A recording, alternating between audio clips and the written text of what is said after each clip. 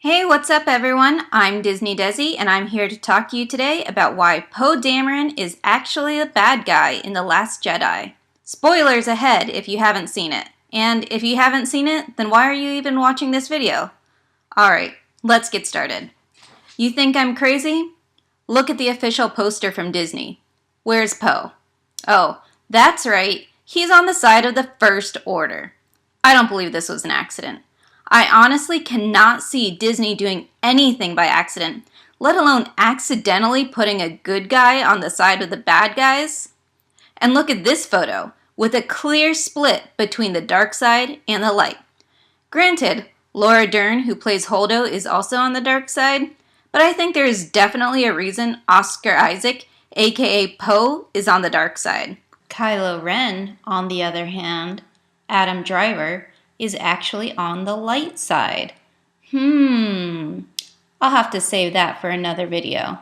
If you watch The Force Awakens, you'll see two completely different interrogation scenes in which Kylo Ren tries to extract information out of people.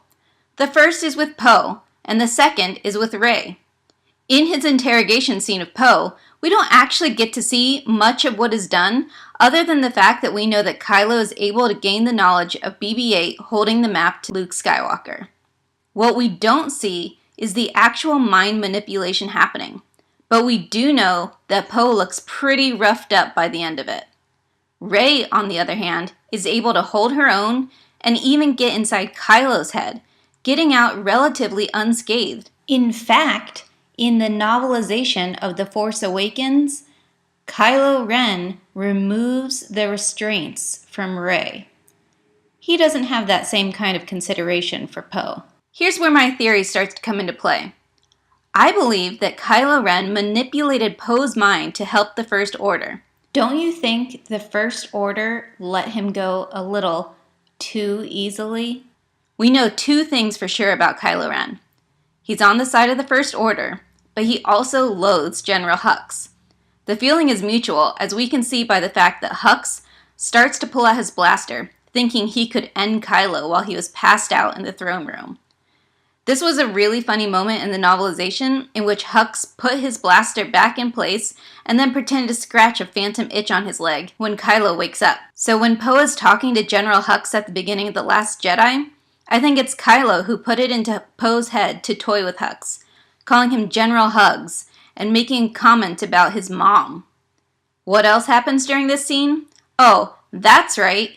Leia tells Poe to stop, but he turns off his headset to ignore her and move forward anyway. Sure, they destroy the dreadnought, but as Leia says, at what cost? Poe single-handedly is the reason the Resistance has lost many of its fighters, including all of its bombardiers like Rose's sister Paige. No wonder Leia slapped him across the face and demoted him. Speaking of Rose, who decided to let her and Finn go to Canto Bight on that completely pointless mission?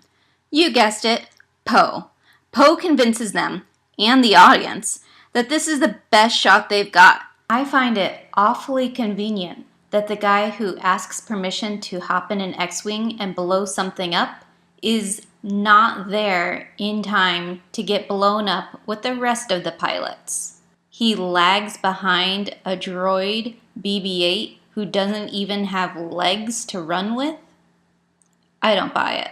If Holdo suspected Poe, maybe that's why she didn't tell him her plan. He spearheads a mutiny of Holdo's actually good idea, holding her at gunpoint. Blaster point? Anyway. When he knows that Finn and Rose are on the Supremacy trying to stay incognito, he very loudly states Holdo's plan about the cloaked transports. Loud enough for DJ to hear. So when they eventually get captured, DJ sells them out, and the First Order obliterates almost all of the transports.